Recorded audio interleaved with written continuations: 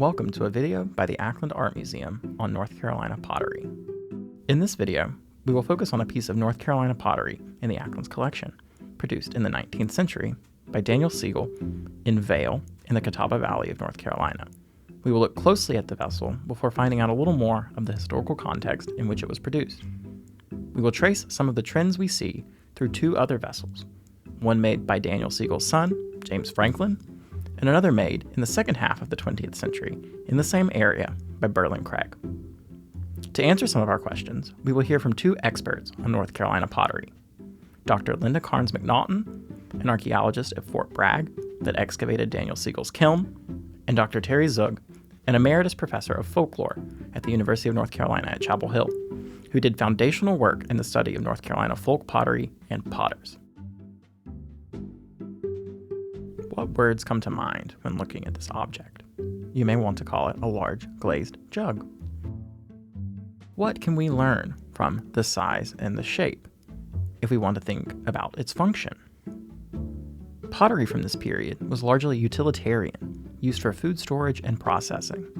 This vessel in particular was made to store liquids. Why might we need to store a lot of something? Utilitarian potter was the union of it all, and stoneware served that purpose really well. Churns and crocks were used for milk production and cheese production and cream production and, again, pre-commercial dairy kind of environments. And then you have jug forms, which would be used for the storage of a variety of liquids, water, vinegar, ciders, and of course, distilled spirits. Now that we have a better idea of what they were being used for, let's turn back to this vessel itself. We can ask ourselves now, why is a utilitarian object in an art museum, and why are we looking at it today? To answer that, let's look closely at the shape and material of this large jug. How would you describe the shape? Are the lines that make it smooth and rounded, or uneven? I think Daniel reaches the term master just because of the execution of his pottery, the thin-walled forms that he makes, the elegant shapes. We call them elegant. He might not have used that word. They were totally utilitarian and functional, in his opinion, but we now look at them as aesthetic objects because they're very appealing to the eye in shape and form, and then the knowledge of the history that's behind them. You may be curious how we know this piece was made by Daniel Siegel. Well, that's because potters in this period frequently stamped vessels they made with their initials, just like this one from the Ackland's collection. Looking beyond the shape itself and looking more closely at the vessel, if we look towards the surface, what we see is a very shiny glaze. This glaze may not be what you immediately think of when you think about a glazed piece of pottery, and it is a special glaze that we can investigate further now. So, what do you notice about the glaze? How would you describe its appearance? And how do you think it was made? It's a mixture of flux, which could be wood ash or lime. In other regions, it might be crushed iron ore or cinders. You have to crush or slack the lime, you have to crush the glass, you have to crush the iron ore. You mix all of that with water and sand in some large vat of a type, and then you're dipping the pots in there. You're dipping the pots in, rolling them, dipping them. The western half of the state used the alkaline glaze, which you're familiar with. The eastern half used the salt glaze. And if you think of North Carolina as a kind of border state, the salt glaze comes from Maine down to North Carolina. The alkaline glaze goes from North Carolina south and west to Texas. In the Catawba Valley, these were mostly German immigrants that were coming there, certainly the Siegels and the Hartzows and the Reinhardts. And what they were creating, again, to move away from the lead glazing of the red wares, they were looking for different clay body to make larger storage containers. But lead glaze is not compatible with these particular clays called stoneware clay. They don't vitrify or melt at the same temperature. They're learning this glaze and they're experimenting with this glaze. So it wasn't like an overnight success. And I think that's where, archaeologically, I think that's very exciting to excavate and look at those centers of production. Do you think this piece is decorated? Does it have any added decoration? Why might it not? What do we consider decoration on a piece of pottery like this?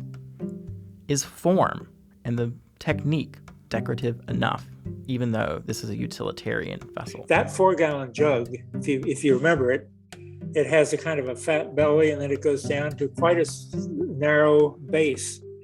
And of course, he had to be careful not to make that base too narrow. You know why? Because you knock it over. So it's still that's a very dramatic form. Look at these powerful handles go off each side perfectly.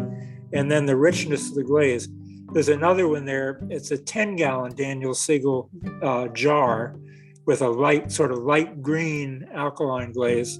And if you look at that one, if you ran your fingers down the inside of it, the wall is about a 1/4 inch thick all the way down. I mean, it's incredible to make something like that and then get it in the kiln without breaking it.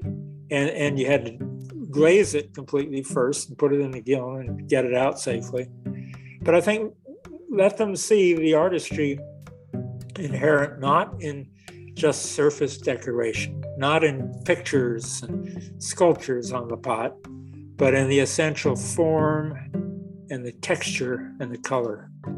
We've already heard a bit about the importance of family lines and pottery production in this period, but we can actually see it clearly using another object in the Ackland's collection.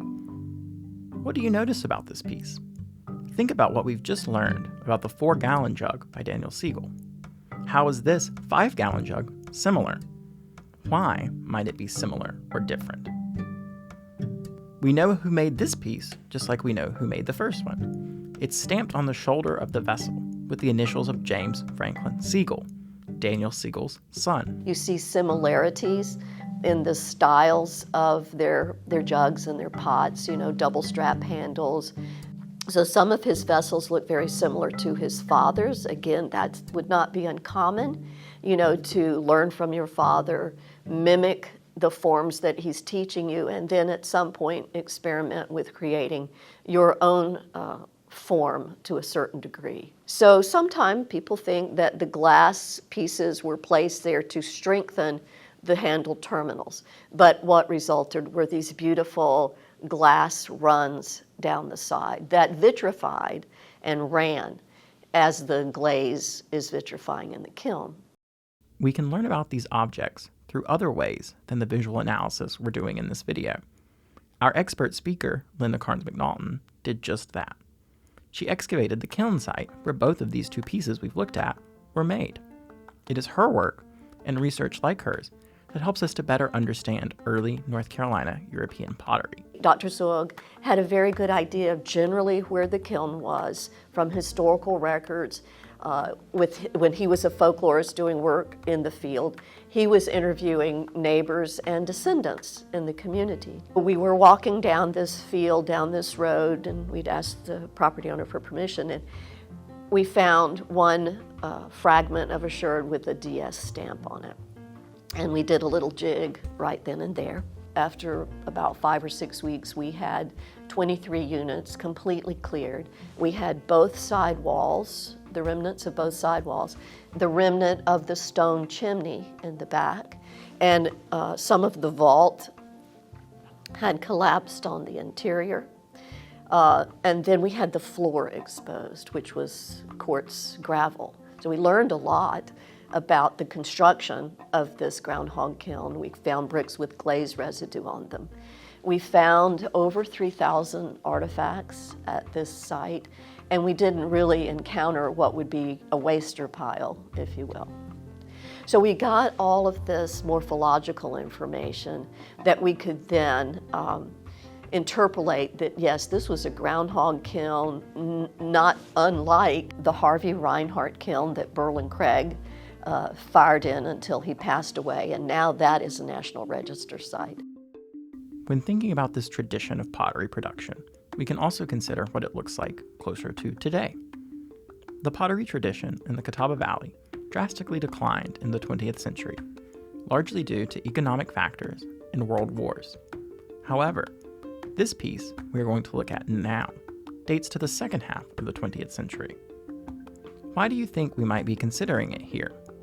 Let's look at it and see if we can find the answer. What do you notice about this piece that is similar or different to the other two we've looked at in this video? After World War II, the tradition almost died, and one potter hung on by himself up to the 70s, and that was Berlin Craig. By the early 1970s, people were starting to get interested in antiques, traditional arts, and pottery was one of those. And he and a Georgia potter began making face jugs, putting faces on jugs and pretty soon on everything. And I guess you could say that was art. That was a form of art, sculptural art rather than painted art. And he trained about a dozen potters out there. So the tradition, and a lot of others, the tradition goes on in the Catawba Valley today. It remains largely utilitarian, not a lot of decoration. It's that runny alkaline glaze that gives the pots appeal. Potters today finish their pots much more carefully than Berlin did. Berlin never bothered to finish anything perfectly. He was old school all the way. In this video, we have looked at two large vessels made in the 19th century in the Catawba Valley of North Carolina. These were made by Daniel and James Franklin Siegel. We also looked at a piece made in 1980 by Berlin Craig that shares a number of similar characteristics. We learned about the characteristic glaze techniques, individual potters' attention to detail, and the agricultural context in which these pieces were produced.